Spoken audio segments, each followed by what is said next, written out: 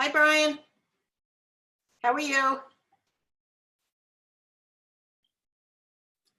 Hi, Brian. Hey, how you doing, Terry? Good. It's Mark. Hi, Mark again. I'm just going to give this another second or two, and then we'll get into this. So, Brian, have you already done the initial setup for Command? So I believe when I worked at Keller Williams in Virginia, they had me set up, and I got an email from Donna this morning saying that because I was set up in the other system, I think they have to sort of figure out how to like kind of change it to the Braintree one. So I want to say I did, but I think I'm trying to get it set up over here now. Okay, I think what she was talking about isn't necessarily Command. That's your other stuff. Okay. So some of the stuff that I'm going to talk about today, you won't be able to do because you really aren't set up in Command. The class I just got done with is a basic Command setup class. So I will also send you the information. Okay.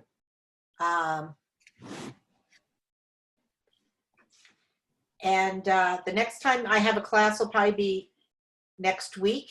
Okay. You probably want to go into that and do that class too, because a lot of the stuff that we're going to talk about today, you won't be able to get into because you have to have a basic setup first. Okay.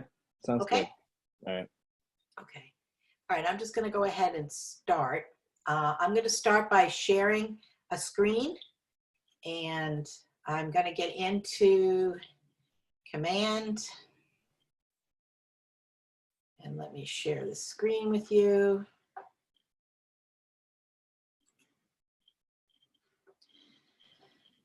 Okay.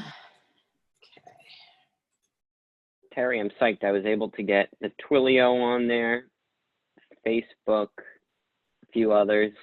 Great. Oh, Email. good, Mark. Good. Yeah, once you get going, it's really terrific. It's it works. Okay, you guys should be seeing my Welcome Terry screen. Are you both seeing that? Welcome home, Yep. Terry, Command. Can you guys hear me? Yes. Okay. Yep. So you're both seeing that. Okay.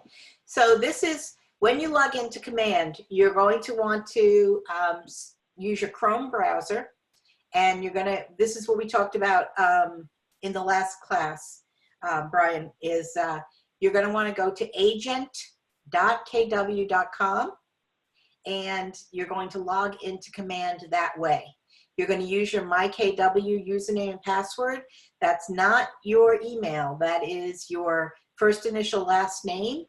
Sometimes if you have a common last name, that'll be followed by numbers, and then your password. That'll take you into here, which will be your Command platform, your Command desktop. Once you're here, the piece that we're going to talk about today is the piece that is going to replace .loop and green sheets. So we as an office have not yet moved to Command. When we do, we'll give everybody a couple of weeks, to gather their information and get going. And then we will set a deadline date. And at that point, once we set the deadline date, we're going to say, okay, guys, as of this date, we will no longer accept .loop. We will no longer accept green sheets. And you'll have to do everything through opportunities in Command. And so that's what this class is really going to show you. Hold on, I just got to see something.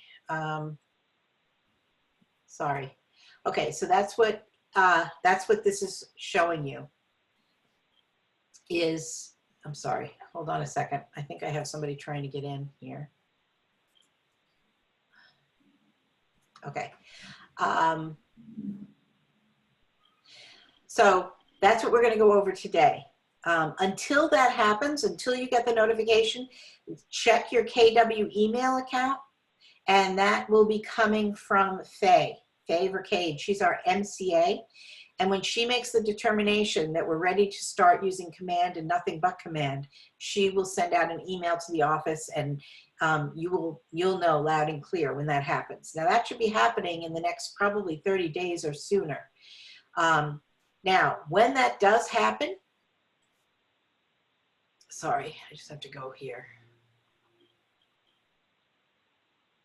Okay, when that does happen, you can decide to use .loop instead of DocuSign. But if you do that, your .loop account is going to be your private account. So you'll no longer see any of the forms that you need. You'll have to go out to Zip Forms or MLS or wherever you go, and you'll have to get your own forms. You'll have to pull them, which some agents already do, so that might be fine. And you can use .loop, but you'll have to pay for your own .loop account and manage it yourself. Right now, the office pays for and manages your .loop account for you because we're using that in Green Sheets. But once we switch over, if you decide not to use DocuSign, you'll still have to use Command and you'll still have to use Opportunities. But if you want to buy your own .loop account, you'll be able to at that point. Okay, so Opportunities. If I come over here to the red background with the white KW, and I click on it, I can see all of my features, and I'm going to click on Opportunities. And this class kind of assumes that you have set things up and you understand a few things about Command. So if you want to leave or raise your hand or ask questions or anything at any point, just go ahead and do it. That's fine with me. So this is your Opportunities page. Opportunities is basically, another word for that is transactions. And Command gives you 3 types of transactions: listing transactions, buyer transactions, and leasing transactions, both tenant and landlord.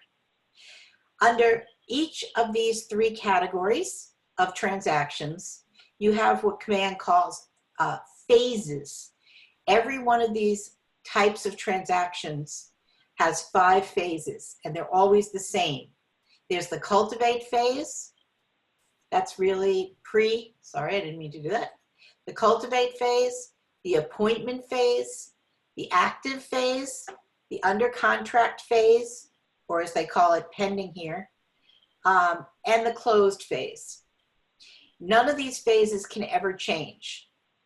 When you move a lead or a contact from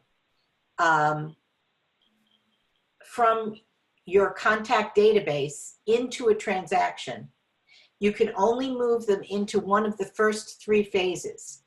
So for example, when we move over, if you have somebody under contract in .loop and you want to put that information into Command and use Opportunities, you won't be able to put that person right into under contract. You'll have to put them into cultivate, appointment, or active. And then once they're there, you're just going to slip them into under contract. And I'm going to show you how that happens in a second. Hold on, let me just move us down here. Okay. So under these, and we're going to talk about how to create an opportunity in a second. So under these different phases, I'm just going to go ahead in and click on the active phase. So here are my phases. All I did was click on any one of them. I have cultivate, appointment, active, under contract, and closed. The type of view I'm in right now is called a board view. That's why it looks like these little cards. And I have 2 different clients with 2 different active transactions under listings right now. So I have Daisy Duck, who's got a listing with me for $13,500. And I have Susie Sellerton and Sam Sellerton. Those are my clients. And they have a transaction. So Daisy Duck, as you can see, this is an active listing for both of them. And she's in the different stage called staging. So here's my different stages. So here's my phases up here: cultivate, appointment, active, under contract, and closed. And down here are my subcategories, which are stages. So I started by email advertising the listing for Daisy Duck over here. Then I moved her to staging. So we're staging Daisy's property. Over here, Susie and Sam Sellerton, I'm showing their property.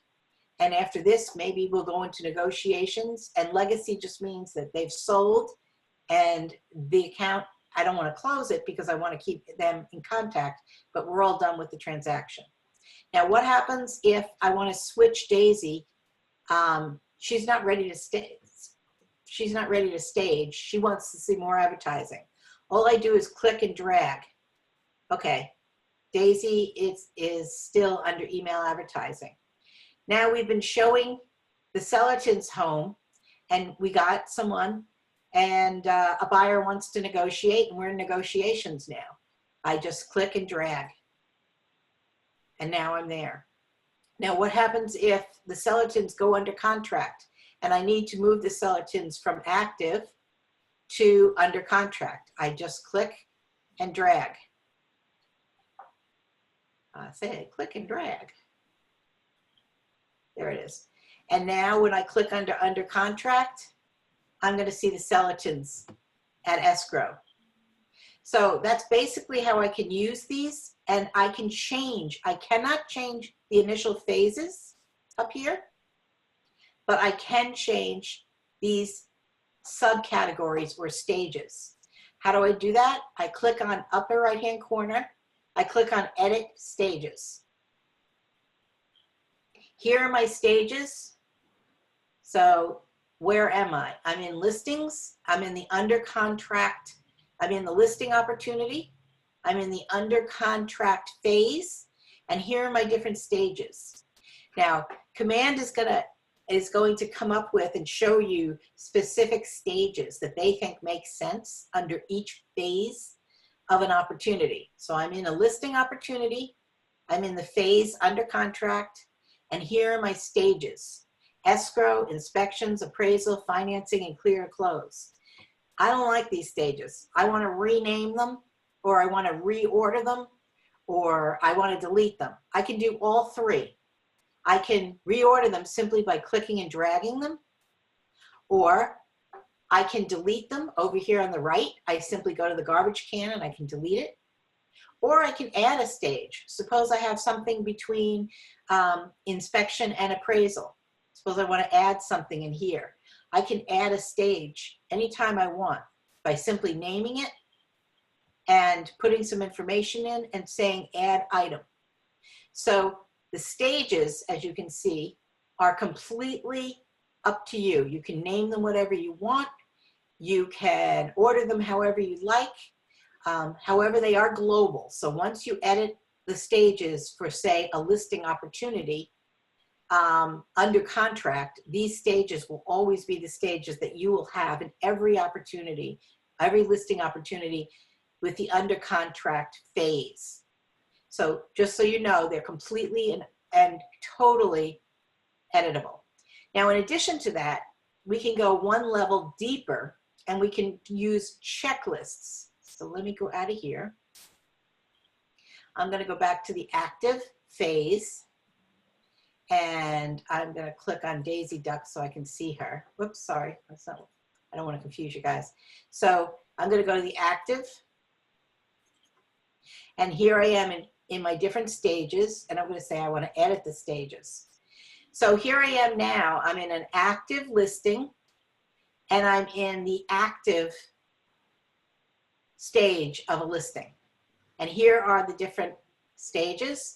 First, I'm going to email, then I'm going to stage the property, show the property, and first I'm going to advertise, then I'm going to stage the property, show the property, and negotiate. No doubt you guys would add more in here, more stages. But let's say under showing, there's several different things that I do when I'm showing a property. This is really helpful for you to remember this as sort of your task items, or if you're using an assistant, you can have your assistant responsible for these checklist items. So if I want to go in and change my checklist, I simply click on the checklist, and here's everything I do in an active listing that is in the showing stage. Here's my checklist. I can set up the lock boxes, create sign-in sheets, contact showing time to set up a schedule, create a contingency sheet for the property, and so on. I can add items as long as I want, dozens and dozens of items. I can put the items in a different order, simply again by clicking and dragging them. anywhere I want. Oops, it's not letting me. Here we go. Come on. I don't know why it's, oh, I don't know why it's not letting me do it. Interesting. I don't know why it's not letting me do this. Hold on.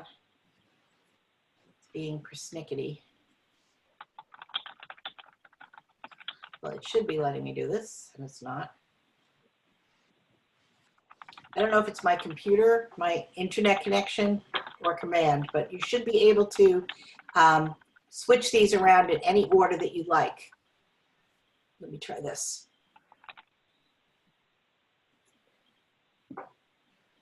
Oh yeah, See? I'm able to do it. Huh? Oh, there you go. Yeah, I think it's was just my computer slowing down or something, not liking me going so fast. This is my older computer because it's got the better camera and the better, so, but it is an older computer. So yeah, you should be able to reorder these stages any way you'd like. You should be able to delete. One of these buttons should say edit or delete these stages however you want. So this checklist. So you can get down to a pretty nitty-gritty level. You can get down to a checklist level. And once we get back to the classroom stage, again, when we get out of Zoom, I believe Kathy Arnold, who is the operations manager for the Guild team, is going to join me, and we're going to do a class on what is the best practices for setting up opportunities. For her team, I think she has hundreds and hundreds of different stages and then checklists under each stage. She's got it fine-tuned. So we'll be giving you out a worksheet and showing you, suggesting some best practices. If you're a newer agent, this is going to take some time and some thought, because you're going to have to think about, how do I want to set this up? And then as you get into listings and buyers and all that good stuff, you're probably going to have to go in and edit it anyway. You're going to say, oh, I never do this, or, I always do that and I forgot about it. But once you set up your checklists and your stages under each phase, it's really great. What this will do is you'll no longer have to have a physical calendar on your wall with stuff written in it, and then a task list in another account, or reminders on your calendar. This can handle everything. This should be able to handle all of your processing needs through opportunities. So let me go back to the general screen. The other thing I want to show you before we get Question. Yeah. Go ahead, Brian. Oh, I was just curious, under the category of legacy, I was just curious what that. Yeah, legacy just means, that's a good question. Legacy just means that whether you actually close the deal or not, you're going to want to save that deal as for a couple of reasons. One is to track the work that you've been doing, your successes and failures, and also you're going to want to know that, let's say that client, you worked with them before, so you don't really want to archive the client because, hey, you've worked with them, right? They're valuable now. You're going to want to market the heck out of them and keep track of them, whether or not the deal closed, unless it went sour altogether, and they don't want to hear from you again. We'll assume that doesn't happen. That's what legacy means. Legacy just means the deal is closed, but I want to have access to that deal. I want to see it. I want to see those clients in my database. I want to have some way of knowing in a year and a half from now, if they contact me out of the blue, or if 6 years from now, because of course I'm assuming you're already going to be contacting them all the time with marketing once they've been a client. But I want to be able, a quick way to be able to just go in and say, hey, who are these guys again? Where do I sell the house? That kind of thing. It just marks them that you've worked with them before in a transaction. Mm-hmm. Okay. Okay. Somebody else have a question? Anybody? Okay. Oh. I'm sorry, Vronsky, I had you muted. Hi. Hello, how are you? Hi. Okay. So the other thing I want to show you before we get into how to create an opportunity is that the other great part of opportunities is that you will be able to track And here again, we have to, you know, we have to think in abundance. You will be able to track, suppose you start doing 10, 12, 15 or more transactions every year. You will then be able to easily track your potential versus your probable income. And this is a very, very interesting thing and a very good thing for you to keep track of. It used to be, and it still is right now, that you have to go to your MCA to figure out when you're going to cap, how close you are to capping. Do you need one more deal, two more deals? You know, what is the potential income so that you can plan year to year? If you set out a goal for this year, how close you are, how many more deals do you have to do? And what Command does for you, because, you know, it's a computer program, it will track everything for you. So for example, I have a potential income listed under my listings of $52,501. That's a great potential income. Probable income, $13,000. Where did the difference come from? Well, if I have if I have 1 or 2 or 3 or 5 people under Cultivate, that means that I haven't even gotten the appointment yet. I'm still working with these folks, hoping that they're going to pull the trigger and give me the listing or give me an appointment for the listing. So obviously, the people that I have here, even if it's $1 million property, the chances of that going to fruition and going under contract and closing is very low. However, as I move those opportunities from Cultivate to the appointment, then I get the appointment, then I have a much better chance. And once I get an active listing, I have a much better chance, a much higher chance, obviously, of it going under contract. So as you adjust for the stages probability towards closing, this figure down here gets closer and closer to this figure up here, your potential income. As you add new properties, new listings, or new buyers, then your potential income increases. So everything you do, if you register it through opportunities, this is constantly changing on a day-to-day basis, which is kind of really nice. Down here in the bottom, you have an entire reporting scheme. First of all your closings will be listed here on the very bottom. In order, you can actually, if you have a bunch of different closings, you can sort them out to see at any time you want, you'll be able to see how many closings you've done, which month that they were recorded. Right now, you have to wait a full month because your MCA has to do a transmittal every month, and you don't have last month's data until the next month when your MCA does the transmittal. But now, right now, you have a day-to-day. When you use opportunities, you have day-to-day, second-to-second, minute-by-minute, an update of where you stand.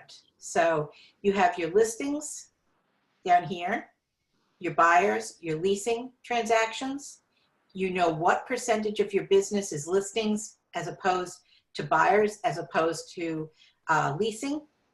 You'll be able to see year to year how your market successes flow. You'll be able to see what seasons you do well, what seasons aren't doing well.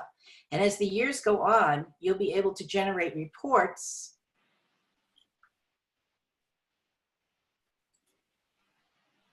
Let me get into reports here for you.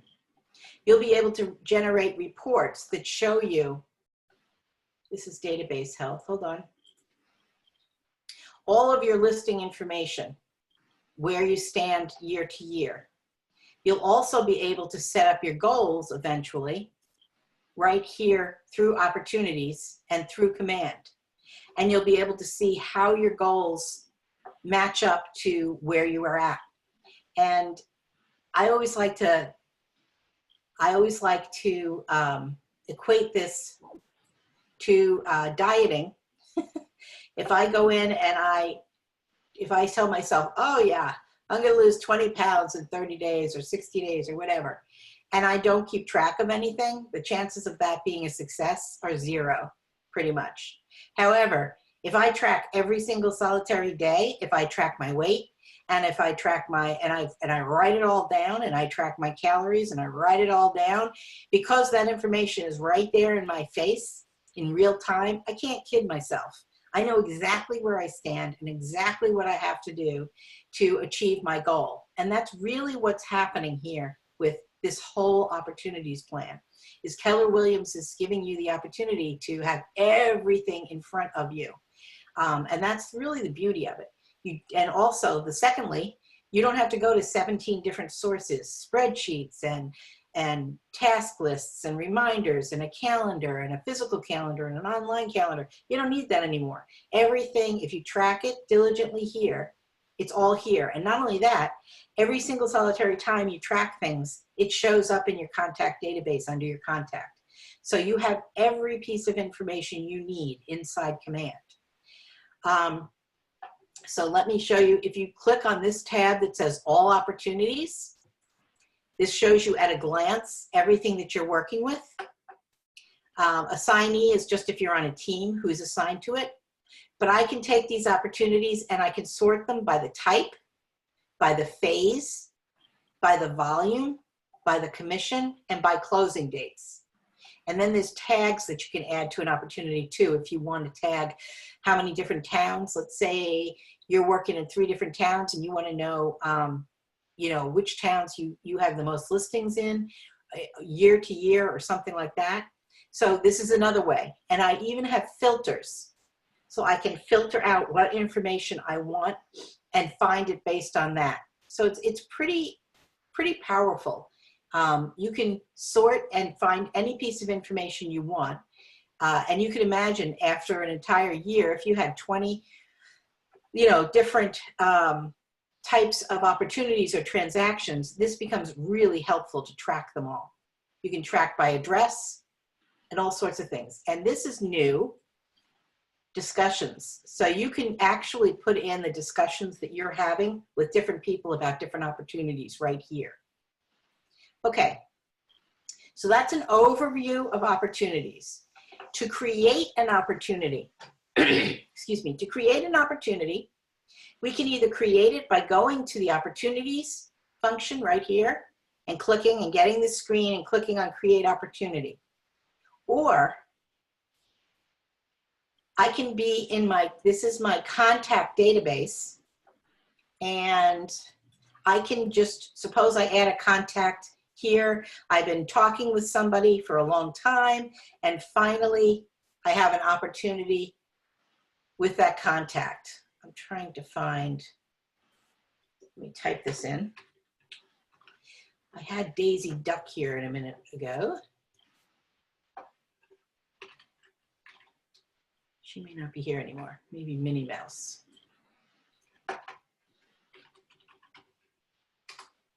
So here's Minnie Mouse. And I've been working with Minnie Mouse now for a while. And I click on Minnie Mouse's name, and here I am in her contact database. And I can see I have 2 opportunities associated with Minnie Mouse. It looks like one is a listing, must be the house that she's listing. And the other one is buying. So I've got her sale and her buy side. And so all I have to do here is click on either of these and it will take me right to the opportunity. But if I want to create an opportunity and I'm inside Minnie Mouse, I can simply go up to create opportunity. Excuse me. So I can be in create, I can either go to the contact database or I can be in opportunities. If I click on create opportunity, no matter where I am, the thing to remember is that I cannot create an opportunity unless the person exists inside my database.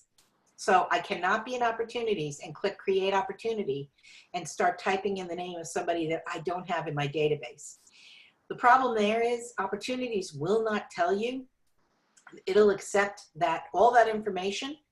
If Joe Schmo, I don't have him in my database, and I go into opportunities and I'm like, oh, Joe Schmo, I got the appointment, but I haven't put any information about him in yet. I'll just start an opportunity. I can't do that. It'll wait till it gets all the way down to I finished all this information, and then I go to create opportunity and I click on that. It just gives me this error message, which is weird. and I can't figure out why it won't let me put Joe Schmo in. Well, that's because you always have to start by putting your client in your contact database first. So as far as command goes, that's just a good rule of thumb. Always put the person, your contact, even if it's just somebody that you met at an open house, or they're a lead, or you're sending them your monthly calendar, whatever. Just make sure that you put them in your contact database first. Once you do that, all I have to do is, let me go to somebody else here. I'll pick a different contact. Excuse me. All right, let's go to Betsy Byerton. She's got an opportunity here. I am going to say create another opportunity because she's interested in a different property. Here's my market center, showcase properties. If you're on a team, it's going to show you the team name. Here's the opportunity type. Betsy Byerton is going to be a buyer. Let's say I got her listing as well. She's listing. Here's my client. If Betsy is married, or if there's another name on her property, on her property, on her deed, then I can start filling that person's name in here. And here's the opportunity name. The naming convention that Command gives you is always the name of the person, the client, followed by the type of opportunity. However, you can change this to be anything you want. When I was in real estate, if it was a listing, I always put the listing address. So let's say she lives at 123 Main Street in, I don't know, in Wilmington. And then I would put the name of my client after it. So it will accept, Command will accept any naming convention you want. My advice is just to keep the naming convention the same, or you'll drive yourself crazy. Custom tags. Custom tags, you can have custom tags in both contacts and opportunities, but they're completely different tags. In contacts, you tag contacts in an effort to group your contacts for the purposes of marketing only. When you tag an opportunity, it's a completely different tag system. And that's a little confusing because they're both called custom tags. So some of the reasons I think you might want to tag an opportunity would be to track maybe different towns that you sell to, or different times of year, or maybe you're trying to track, I don't know, how many single people versus married people you're selling to, whatever you might want to track as far as a transaction goes. You don't have to put a tag in, but you can. So let's say you wanted to know whether it's a Plymouth versus a Hanover. Let's say you're farming in 2 different towns and you want to see how many condos in one town over another that you sell to, that kind of thing. Or you want to track condos versus residential, that type of thing. You could do that. You don't have to put in the listing price here, but it's good if you have it. You can always edit your opportunity. Opportunities are editable all the way up until the contract phase, up until purchase and sale. The commission rate here is always just your commission rate, not both sides. We no longer need to know about the other side of the deal. So it's just your commission rate. And then remember, there were 5 phases. So this is a listing opportunity. Betty Byerton is not buying, she's listing her home with me, yay. And I can put her in at cultivate, appointment, or active. Even if we've already gotten to the point where we have a contract, an initial contract, somebody's already accepted, and that's the point I jump into this, or I decide to put this opportunity inside Command. I can't put it in under any phase other than one of these 3. So for now, I'm really under contract, but I'm just going to put it in under active. And then I'm going to do what I did before and just click and drag that box over to contract when I get there. Here's a stage within this phase. Let's say I'll go to, we're in negotiations. and I'm going to create the opportunity. As soon as I create an opportunity, it shows up right here under my contact page. All I need to do now is click on this opportunity, and it takes me to opportunities, and now I am in the actual opportunity details sheet. Now, if I'm in opportunities, how do I get here? I'm going to go back to opportunities. Here I am at the opportunities page we were familiar with, and I know that this is an active listing, so I just click here, and now I see Daisy Duck over here, and here's the new opportunity I just created, and all I need to do is click on it again, and it takes me into the opportunities page. So now I'm in the details, as you can see here. This is my specific opportunity, just my single opportunity. What is it? It's a listing. It's in the active phase, as you can see here in the upper left-hand corner. Here's the address. Here's the name of the Byerton is the name of Betsy Byerton, is the name of the client. And here I can select from listings. If it's a listing, if I click on this, it's going to take me into an MLS sheet. And I can put in the address. If I've already put this in MLS, it'll show up under my listings. Or if I can't find it, sometimes you can't find listings under only my listings, I can go to all listings. And this is going to pull all active listings from MLS. And I just look for it. I can search for it by street address. And I click on it, and Command will pull in all the information, pictures and all, from that listing into my opportunity. Okay, so for now, I'm not going to select a listing because it's really a bogus. This is just a test, but that's how you would collect the information from MLS. So one of the things I will tell you right now is that under information here, you see these little pencils or pens. This is how you edit. And it's always good as early as you can to edit all the information. You can always go back and change it, but any information that you have, like time frame, closing deals, all sorts of stuff, you should put that in here. Buyer's agent, everything that you can, you should put into here if you have it.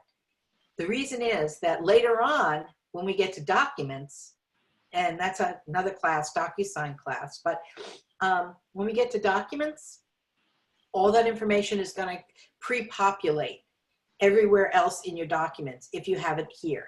So it's a good idea for you to put it as much as you can in up front about the property and the general information about the client. If you go into seller profile, they've changed this, and you can put in some additional information about your seller.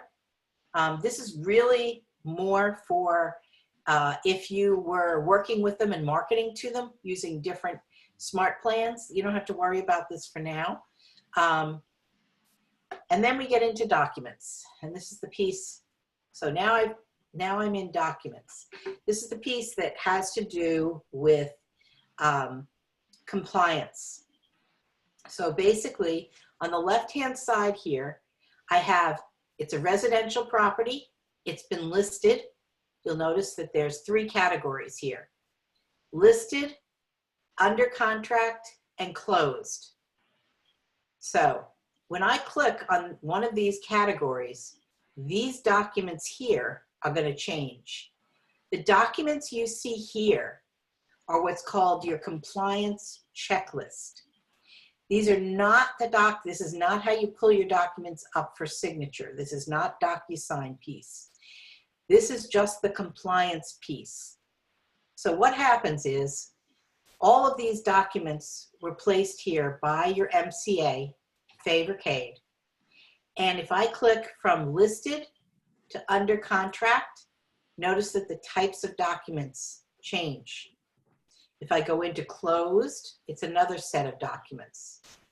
Okay, so I'm going to go click back on listed, and you'll notice that these documents are either listed as required Some are listed as conditionally required, and then they'll give you the requirement.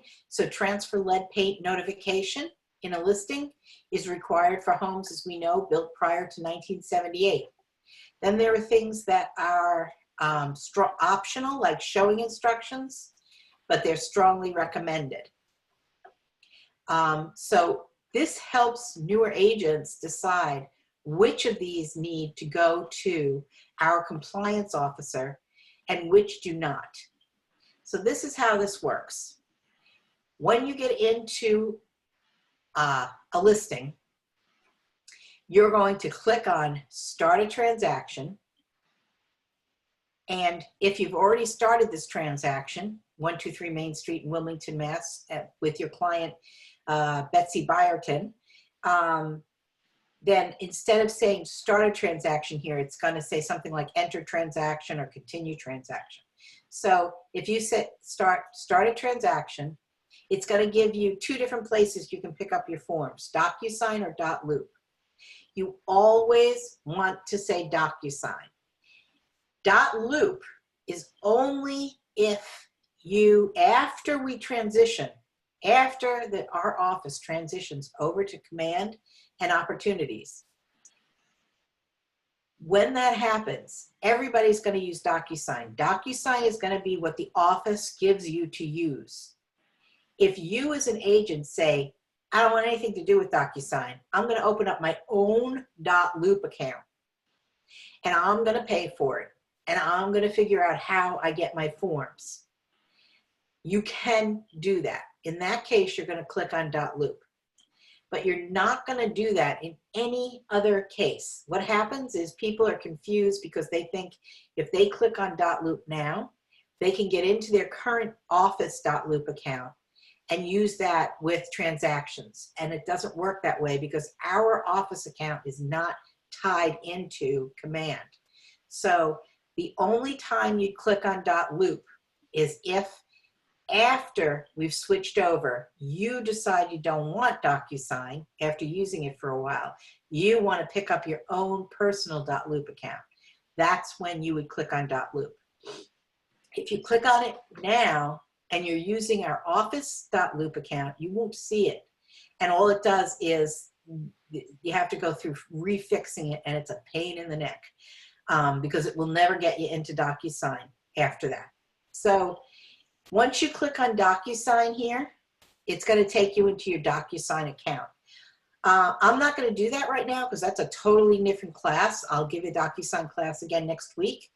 But when I click on DocuSign, it's going to take me into the DocuSign account that I have set up and connected to Command.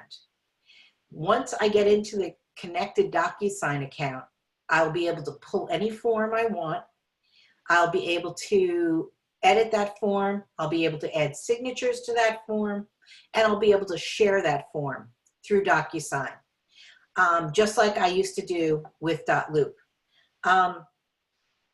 Brian, did you used to use .loop? Have you used it at all, or are you a brand new agent? I'm sorry, I don't know.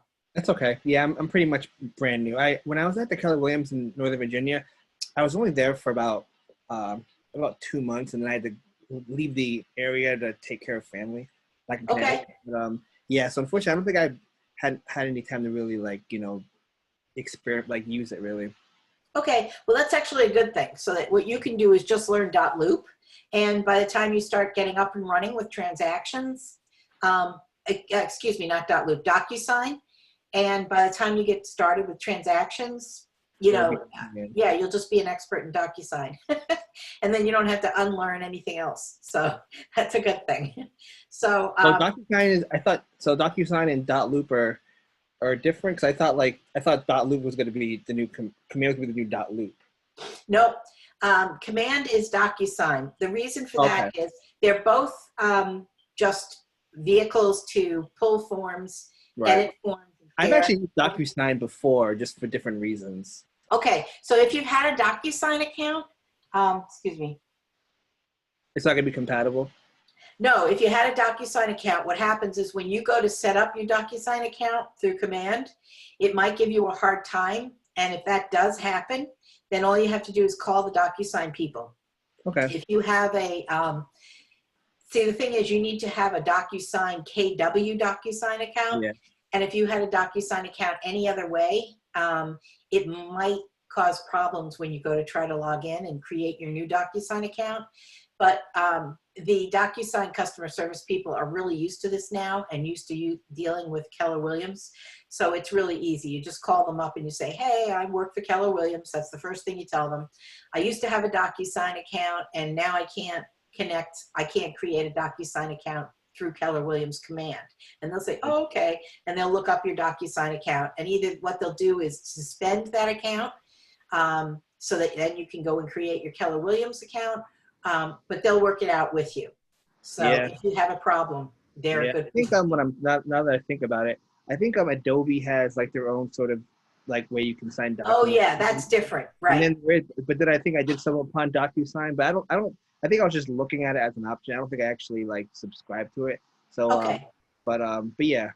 Okay. Well, if you do, now you know, you just go to them and they'll take care of it for you because they're used to KW people now calling them. So, so at any rate, you're going to select DocuSign. I'm not going to do that now because that's like a whole nother hour-long class. You know, how do you pull the forms and everything?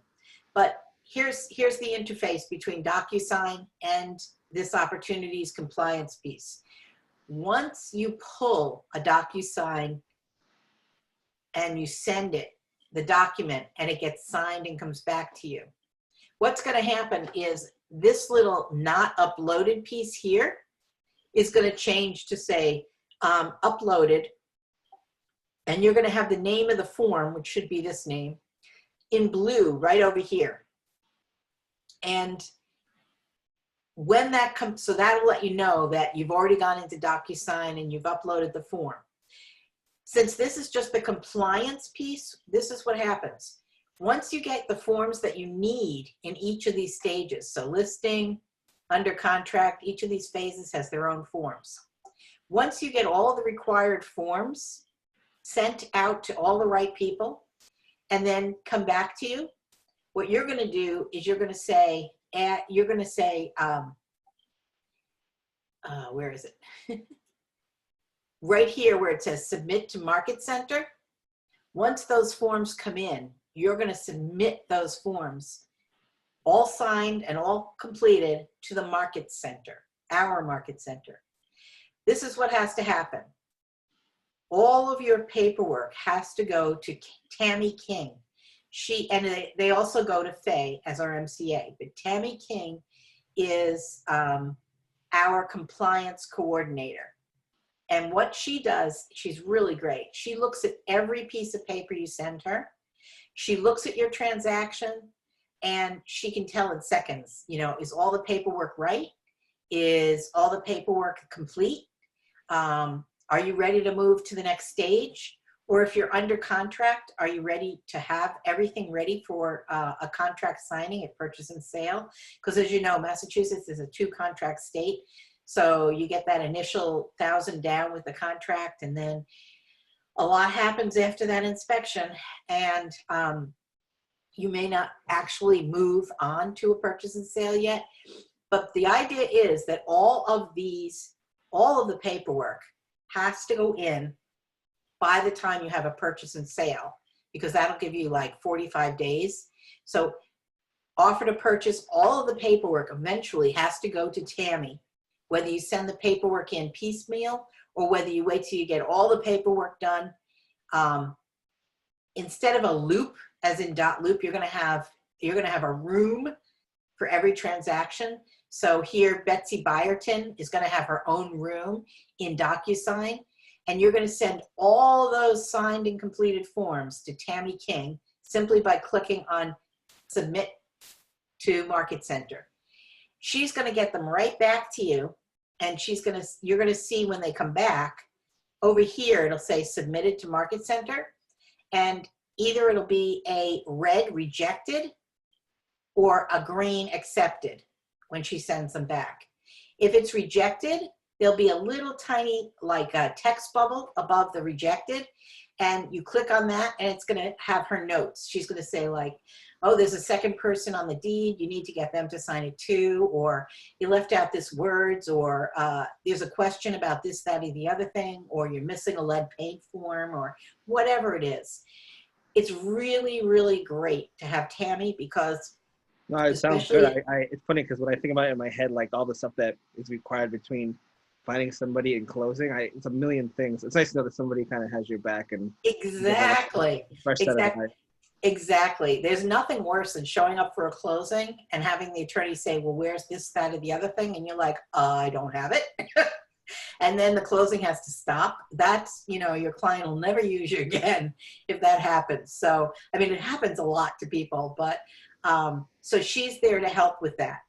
The other thing is that if as we get through this and you go into your offers and then your commission piece, those are the other pieces. So once you have a signed purchase and sale, so you go through offers, and once the offer becomes a purchase and sale, you move on to, a signed purchase and sale. Then you can put in your commission sheet. If you don't put that paperwork into the market center, then Faye, who is our MCA, she doesn't know the offer exists if you don't put it in.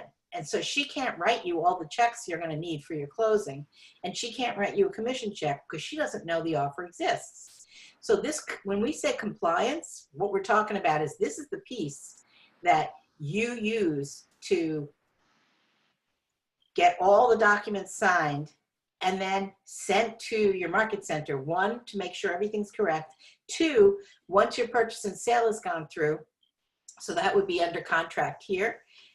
So you'll be sending out offers, because Massachusetts has a 2-offer state. It's a little confusing because you'll send an offer out. It may or may not be accepted. That $1,000 may be given back 3 times before it really goes through, right? Because in Massachusetts, we have that weird 2-contract system, which I hate.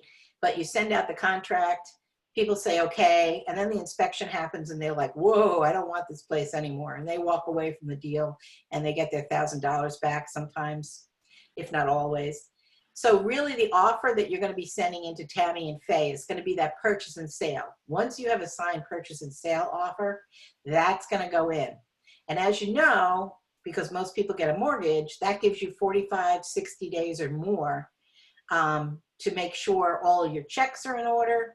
And so that when the deal is finally closed, you're not going to show up there without, the checks that have to go back and forth. Your client says, okay, I want 10% down, blah, blah, blah. All those checks are generated, and go through our office. So you're going to want to make sure that not only do you send your paperwork for compliance to make sure everything's there, but once the offer is submitted, there's a way that you just do add new offer and it walks you through it. And once that happens, you're going to send that off as well to your purchase and sale and everything else to Faye and Tammy. Once you click submit to market center, it's going to go to both Faye and Tammy. So those are the 2 reasons why you want to make sure. 1 is to protect yourself, and 2, so that you get your money, so that you get your commission check, and also that all the checks that run through the office. We have it happen all the time. The checks show up in our office, and you'll see in your email that a lot that Faye puts out, or Tammy puts out, or the secretary Lindsay puts out, hey, we have a mystery check. It was written. Yeah, I saw those from, emails. What? I saw those emails actually. I was, the mystery check emails. That's what that is. That's because an agent in our office has not communicated. They've gotten really far along in the process, and they haven't bothered to click the button that says submit to market center. So Faye and Tammy don't know what the heck this is because they have no record of that transaction ever existing. Mm-hmm. So we're really lucky because Faye is the most patient MCA I've ever met. Most MCAs will come down hard on you in other market centers if you do that. Faye is just really, really a very sweet and gentle person. She'd never do that. She's got the patience of a saint. But that's what that means. That means that people simply are not communicating And when we move over to opportunities, that communication is going to be more essential because Faye isn't going to be able to do anything the way Keller Williams has set this up. She's not going to be able to do anything if you haven't submitted this stuff because the tools that she needs are built into Command, and it doesn't work that way now. Yeah. And that's about it for now for this. I know it sounds confusing, but next week I'll do a DocuSign, and we'll come back to this, and we'll take it from opportunities where you fill out the opportunity, and then I will go into DocuSign where it says start a transaction, and you say DocuSign. I'll pick it up from there and walk you all the way through through how you work with DocuSign and fill out the form and all that good stuff. And am I just waiting for this to be set up by Donna for me? No, you have to set up your own Command account. And what I'm going to do is, Brian, I'm going to send you the initial Command setup information, but there's also classes I give every week on it. So join us. But in that Command setup information, I'm going to send you some videos. And you can go in and take a look at those videos and work with them. Okay, and then contact me if you have problems. Your first step is to set up Command. What we're setting up for you is stuff like your .loop account now, because we're still using .loop. And what we're also setting up for you is your like MyKW stuff, so you can get in. So I got Donna emailed me this morning. She said a bit of a hiccup getting you into the KW system because of your past affiliation. We are working on it. So is that something separate from this, or is it all kind of tied in? It's all tied in that your username and password, you can still get into Command right now. But what it'll do is it'll show you in your old Market Center.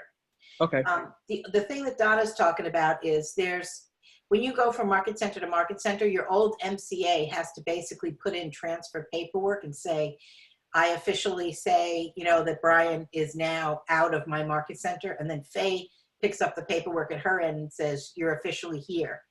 And that's how we get you on, we put you on MLS, and then we put you, Keller Williams now knows that you are here instead of there. So that's what she's talking about. So yeah, you should be able to get into Command using your old MyKW username and password. It's just that when you log in, it might show you as being in the old Market Center. That's probably what it's going to happen until, the stuff gets transferred over. So it's just communicating. I'll definitely I'll look for that class, and I'll definitely make sure I can be there for that. Yep. Check your KW email.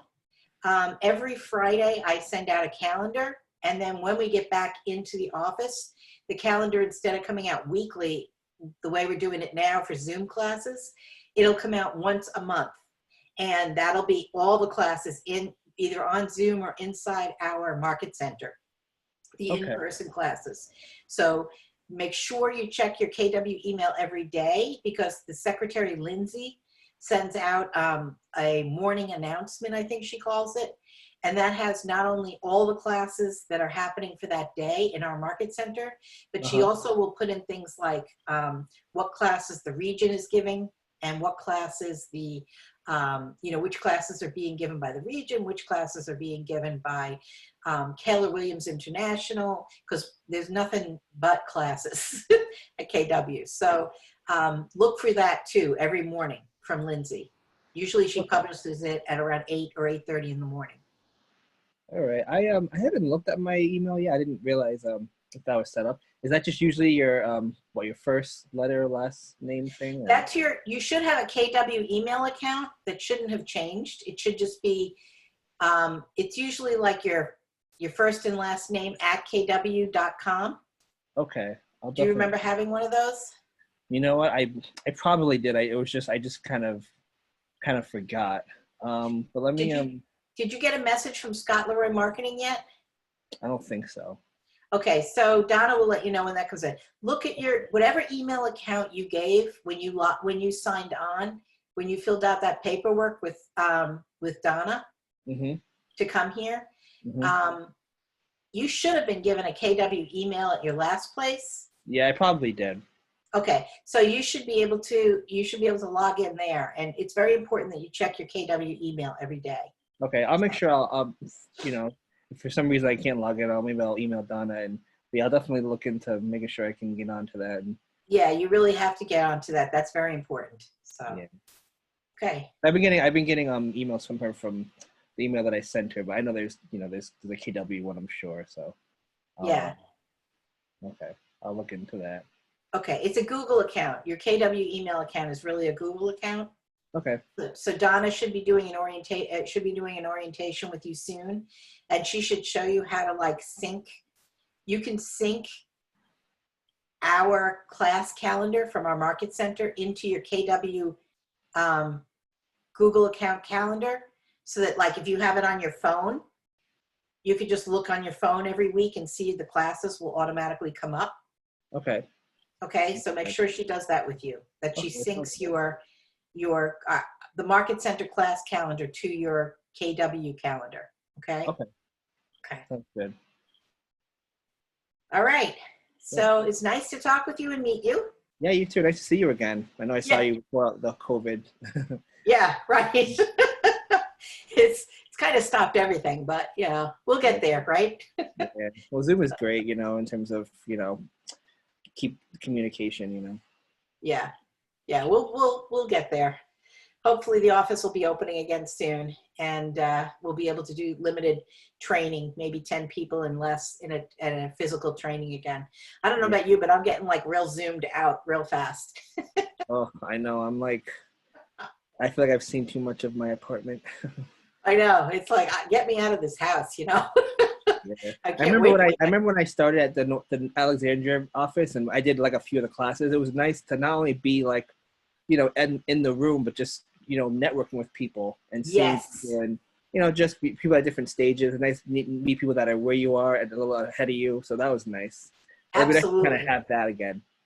Yeah, it's right. You're coming in at a weird time, but yeah. Well, there'll be plenty of that. We have a team meeting every month, and normally it's in that, in our training room. And that we'll be moving, right? We'll be moving. Yeah, I remember you telling me that when we were in the Braintree one. You said that we were moving. I saw the one. I met Donna at the one in Norwell. Norwell. It looked really nice. Kind of reminded me of Alexandria a little bit, but yeah.